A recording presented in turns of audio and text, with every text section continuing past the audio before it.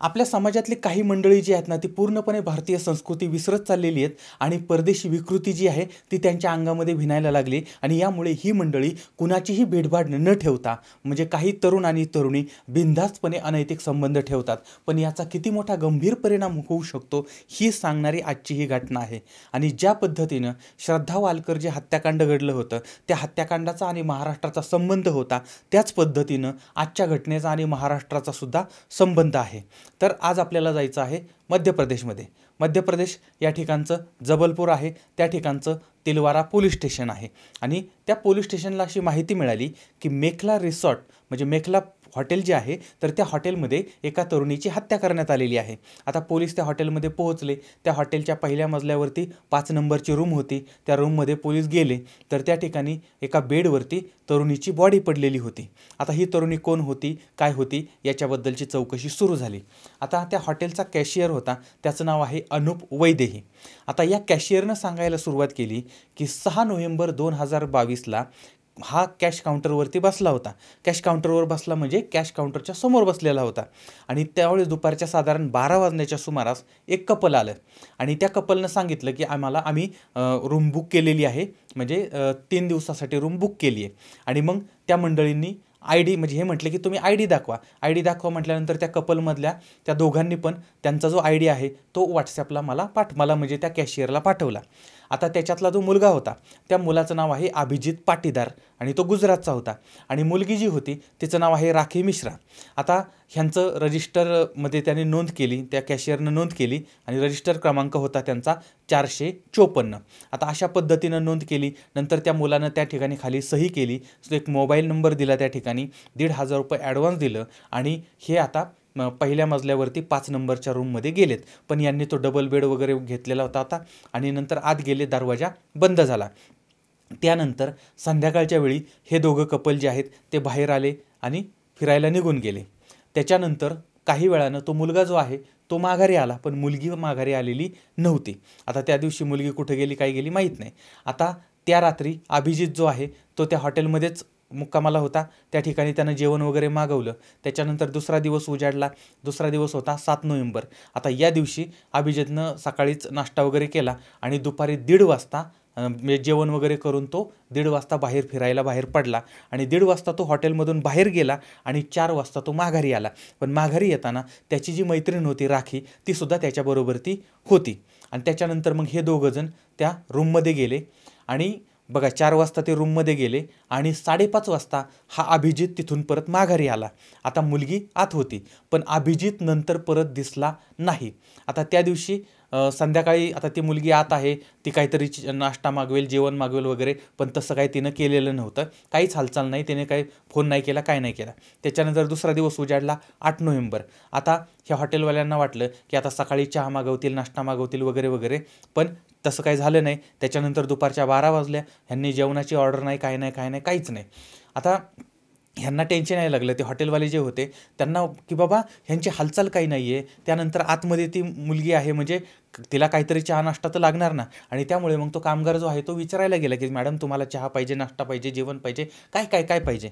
त्यानंतर तो गेला, त्यानं बेल वाजवली पण काहीच त्याला प्रतिसाद मिळाला नाही किंवा कुणी काय उत्तर दिलं नाही। दरवाजा वाजवला, उत्तर दिलं नाही। आता मात्र यांच्या मनामध्ये शंका निर्माण व्हायला लागली की अरे आत काय म्हणजे काही प्रॉब्लेम झाला काय। आणि त्याच्यानंतर मग हा जो कॅशियर आहे अनुप वैदेही हा आणि त्याचा एक कामगार होता, त्याचं नाव आहे पप्पू, तर या दोघांनी मिळून मास्टर चावी होती त्यांच्याकडे, मग त्या चावीनं त्यांनी ती रूम उघडली।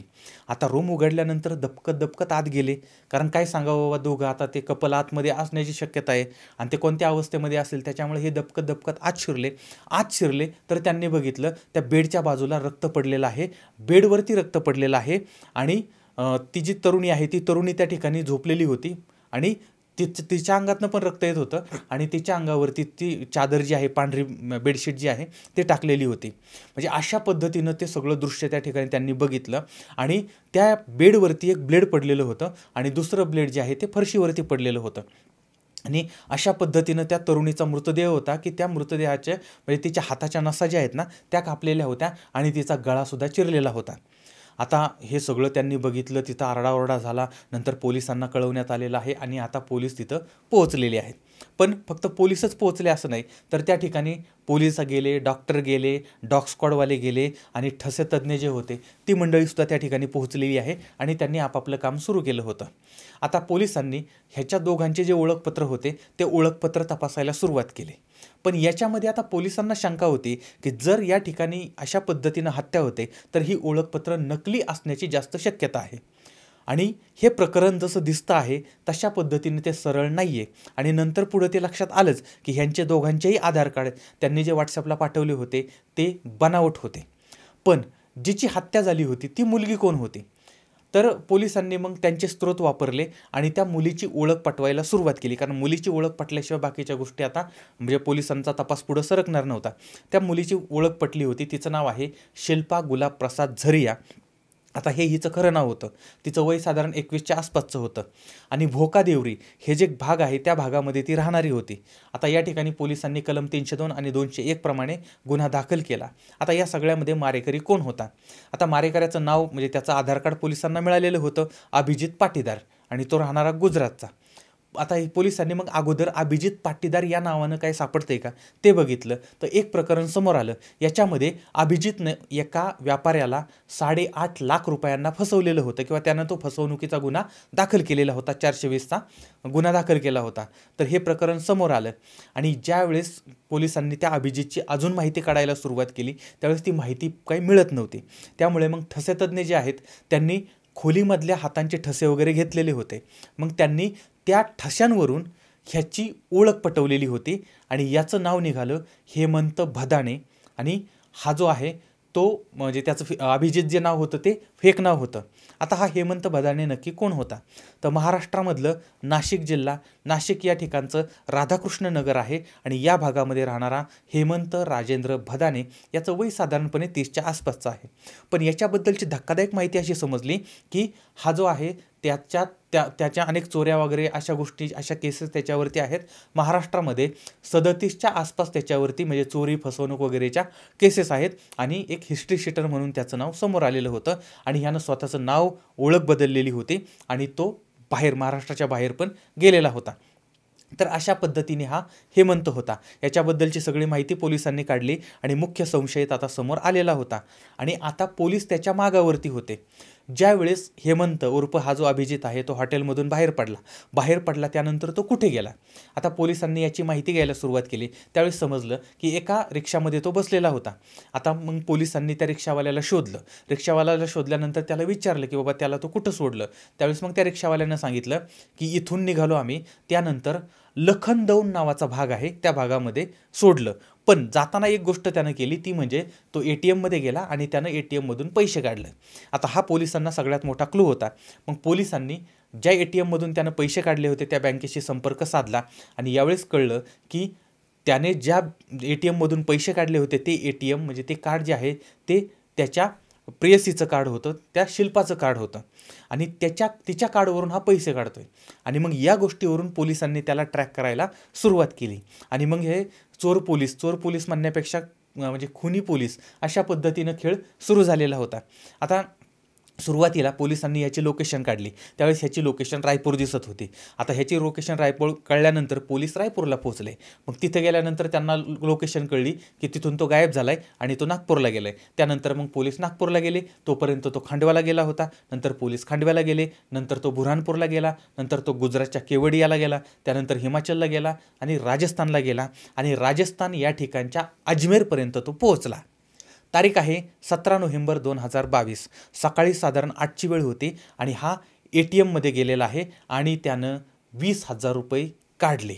आता ही माहिती पोलिसांना मिळाली आणि त्याचबरोबर अशी पण माहिती मिळाली की अजमेरवरून हा सिरोहीला एका बसमध्ये बसलेला आहे आणि तिकडं तो निघालेला आहे. आता हे सगळं कळल्यानंतर जबलपूर पोलिसांनी अजमेर पोलिसांशी संपर्क साधला. अजमेर पोलिसांनी स्वरूपगंज पोलिसांशी संपर्क साधला आणि मग स्वरूपगंज पोलिसांनी चेकपोस्टवरती ही बस थांबवली आणि त्याच्यामध्ये हा हेमंत सापडला.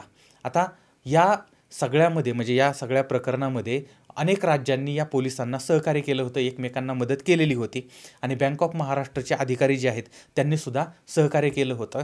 आणि हा जो आरोपी आहे तो आरोपी 10 दिवस फरार होता आणि 4,000पेक्षा जास्त किलोमीटरचा प्रवास त्यानं केलेला होता.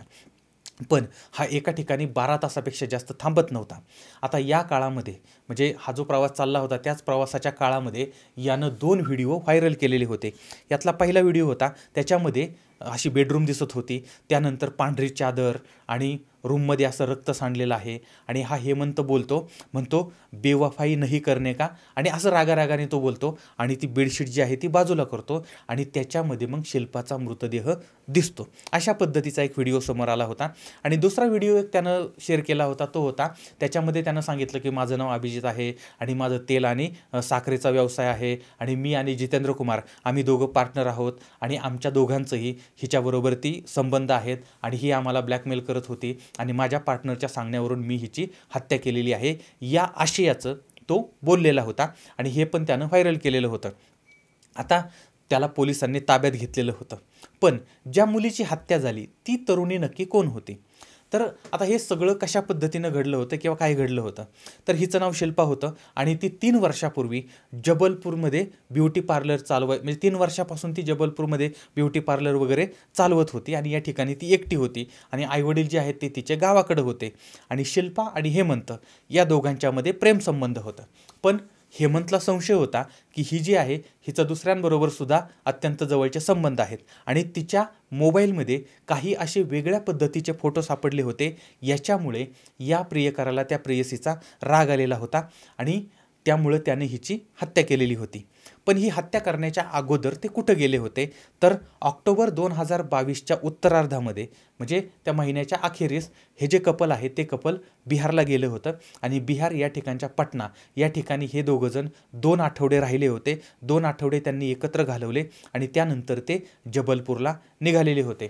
पण तिकडून निघण्याच्या अगोदर शिल्पाच्या नावानं या हेमंतनं सिम कार्ड घेतलेली होती आणि त्याच्यानंतर मग ते तिथून निघाले आणि निघताना मग त्यांनी रिसॉर्ट बुक केलेलं होतं अशी माहिती समोर येते. आणि नंतर मग तिथं प्रत्यक्षात आल्यानंतर मग ते आधार कार्ड वगैरे देणं अशा गोष्टी केलेल्या होत्या.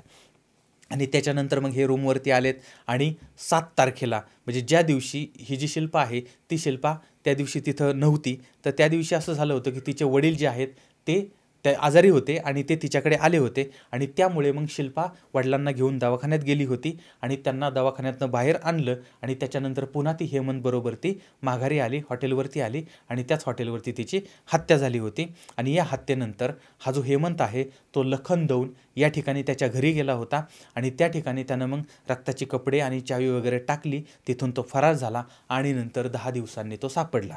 आता ही जी घटना आहे ती घटना मीडियामध्ये आली होती, त्या पद्धतीनं म्हणजे स्टोरी रूपात मांडण्याचा प्रयत्न मी केलेला आहे. आता ती वेगवेगळ्या पद्धतीनं तुमच्यासमोर आलेली आहे आणि याचा अजून तपास चालला आहे. याच्यामध्ये वेगळी माहिती, नवीन माहिती म्हणजे मी आत्ता तुम्हाला जे सांगितलं कदाचित याच्यापेक्षाही उलट्या पद्धतीची माहितीसुद्धा भविष्य काळामध्ये समोर येऊ शकते. आता या सगळ्या प्रकरणामधून आपण धडा काय घ्यायचा? जेव्हा लोक चुकीच्या लोकांबरोबर संबंध जोडतात ना, त्या दिवसापासून त्यांच्या स्वतःच्याच बर्बादीला ते सुरुवात करतात. आपण बाजारामध्ये जातो, बाजारामध्ये गेल्यानंतर एखादा नारळ जर घ्यायचा असेल तरी आपण तो वाजवून घेतो, हलवून घेतो, पाणी आहे का नाही का ते बघतो, नासका तर नसेल ना याची काळजी घेतो. मग माणसं आपण नीट का ओळखत नाही? त्या माणसांची पार्श्वभूमी आपण समजून का घेत नाही? लक्षात ठेवा, जेव्हा डोळे झाकून कृती होते ना तेव्हा प्रकाश असूनसुद्धा आयुष्यामध्ये कायम अंधारच राहतो. याबद्दल तुमचं मत काय ते सुद्धा मला जरूर कळवा. पुन्हा भेटूया पुढच्या भागामध्ये. तोपर्यंत धन्यवाद.